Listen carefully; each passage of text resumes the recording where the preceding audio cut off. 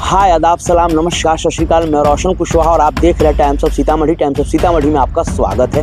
मैं बात कर रहा हूं बिहार की राजनीति की, और बिहार की राजनीति खासकर इन दिनों काफ़ी गरमाई इसलिए हुई है क्योंकि आने वाले दिनों में बिहार में विधानसभा की चुनाव है, जहां सभी पार्टियां अपनी अपनी तैयारी कर रही है। वहीं पे ऑल इंडिया मजलिस इत्तेहादुल मुस्लिमीन भी भरपूर तैयारी में है। मैं आज बात करूंगा जाले विधानसभा सीट को लेकर। बहुत सारे लोगों का कमेंट्स आ रहा था कि भैया जाले विधानसभा सीट का क्या हुआ, वहाँ पे प्रत्याशी घोषित हुए या नहीं हुए, क्या है। तो मैं आपको बता दूं, बीते दिनों आपने देखा ही होगा, जी हाँ, अख्तरुल इमान साहब ने कहा कि हम दरभंगा के जाले विधानसभा सीट पे चुनाव लड़ेंगे और प्लस दरभंगा ग्रामीण भी हम चुनाव लड़ेंगे।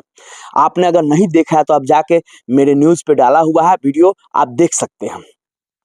मैं बात कर रहा हूँ दरभंगा के जाले विधानसभा सीट की। आप ये तस्वीर देख रहे हैं, मैं आप लोगों को बता दूं, यही वो प्रत्याशी है दरभंगा के जाले का जिसका नाम है फैसल रहमान साहब। आप देख रहे गुलदस्ता दे के अख्तरुल इमान साहब स्वागत कर रहे हैं। और अभी बीते दिनों में जेडीयू के बहुत सारे नेता को ऑल इंडिया मजलिस इत्तेहादुल मुस्लिमीन में ये ज्वाइनिंग करवाए हैं। जो लोग कह रहे थे कि भैया जाले विधानसभा सीट में फिर आरजेडी का क्या होगा, तो आरजेडी का ऑल इंडिया मजलिस इत्तेहादुल मुस्लिमीन कोई ठेका लेके नहीं बैठा हुआ है। बहुत सारे लोग कहते हैं कि आरजेडी को डैमेज कर रहा ऑल इंडिया मजलिस इत्तेहादुल मुस्लिमीन, तो ये उनका भ्रम है। आखिर क्यों ऑल इंडिया मजलिस इत्तेहादुल मुस्लिमीन को बिहार आना पड़ा? क्या जरूरत थी? कहाँ कमी रह गई आरजेडी से?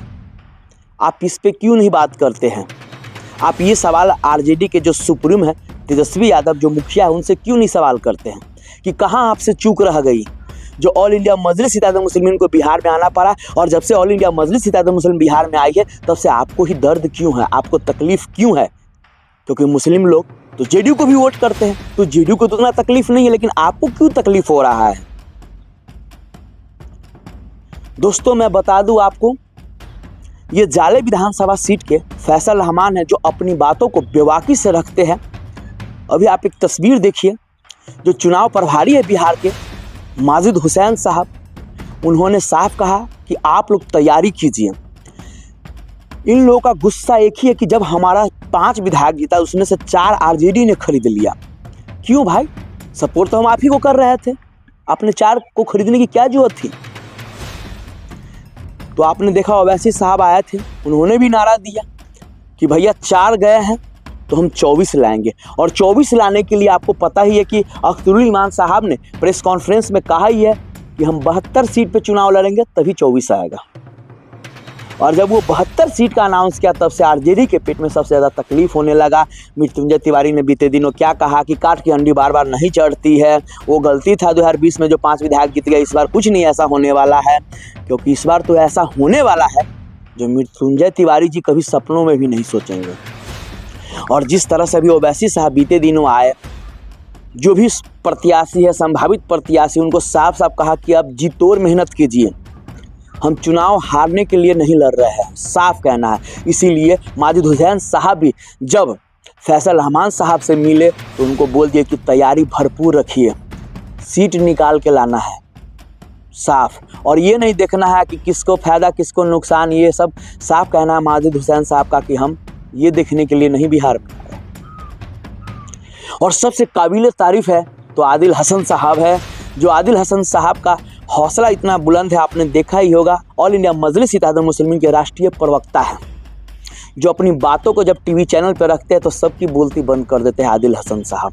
और आदिल हसन साहब ने भी जो भी बिहार में जितने प्रत्याशी आ रहे हैं, चाहे संभावित है चाहे प्रत्याशी बनाया गया, साफ कहते हैं कि आप लोग मेहनत में कोई कमी नहीं छोड़िए।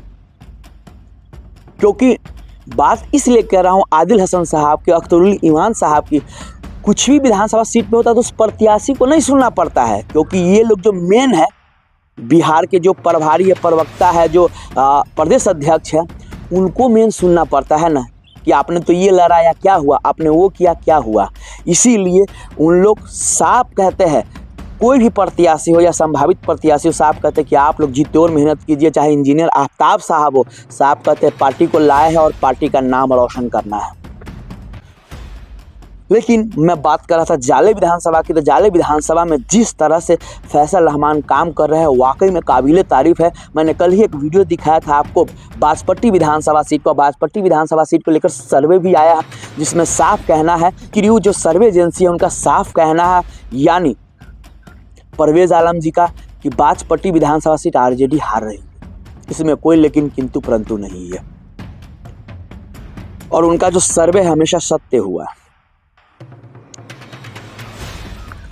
इसीलिए मैं कह रहा हूं कि जाले विधानसभा सीट है, 3 बार का इंटर इनकम्बेंसी है, वहां पे 3 बार से कंटिन्यू भाजपा जीत रही है। लेकिन आज भी जाले विधानसभा के भले विधायक को मंत्री बनाया गया हो, लेकिन आज भी जो जाले विधानसभा की दशा और दुर्दशा है वो किसी से छुपा हुआ नहीं है। और जिस तरह से फैसल रहमान काम कर रहे हैं उसे कहीं ना कहीं सबसे ज़्यादा बेचैनी और परेशानी है तो वो है आरजेडी के ऋषि मिश्रा को।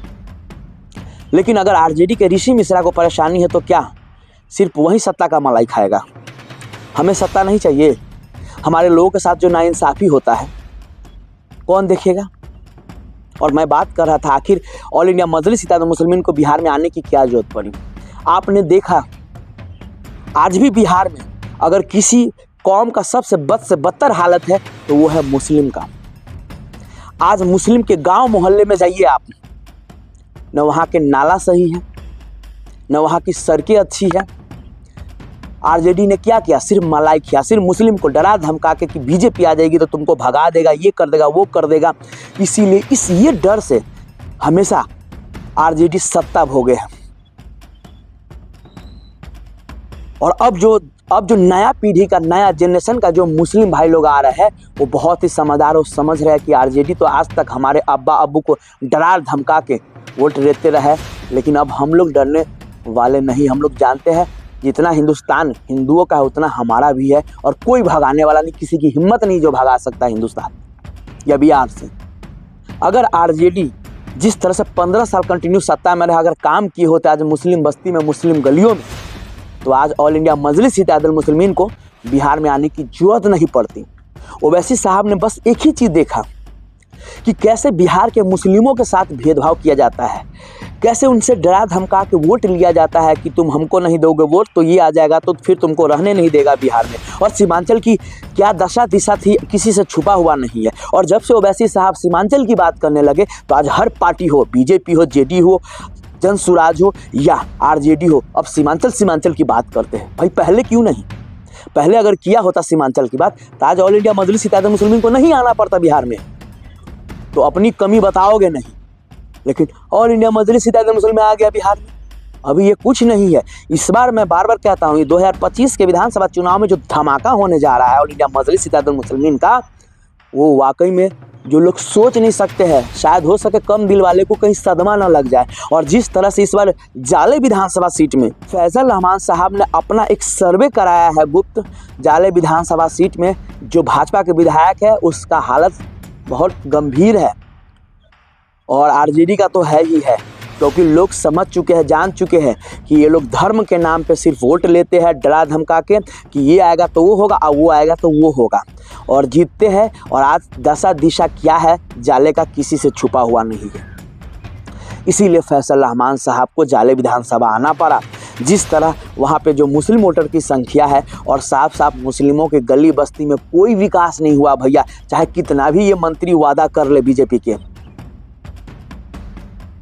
तो ये सारी बातें कहा जाता है कि भैया कितने जख्म हम गिनाए, पूरा यहाँ कलेजा ही छलनी है, क्या क्या दर्द बताए, पूरा दिल ही टुकड़ा टुकड़ा हो पड़ा है। तो ये सारी बातें हैं। और जिस तरह से फैसल रहमान साहब काम कर रहे हैं जाले विधानसभा में, इससे तो विरोधी जो है उसमें साफ घबराहट दिख रही, चाहे आरजेडी के ऋषि मिश्रा हो और चाहे ये भाजपा के जीवेश मिश्रा हो। इस बार तो दोनों मिश्रा जी को पता चलने वाला है कि जाले विधानसभा सीट पे क्या होने जा रहा है और क्या होने वाला है। विशेष आप लोगों की क्या राय विचार है, आप लोग अगर जाले से है तो आप लोगों का क्या कहना है, सो प्लीज़ आप लोग कमेंट करके जरूर बताएं। जितना हो सके इस वीडियो को शेयर कीजिए। तब तक के लिए बाय बाय, टेक केयर, देखते रहिए टाइम्स ऑफ सीता।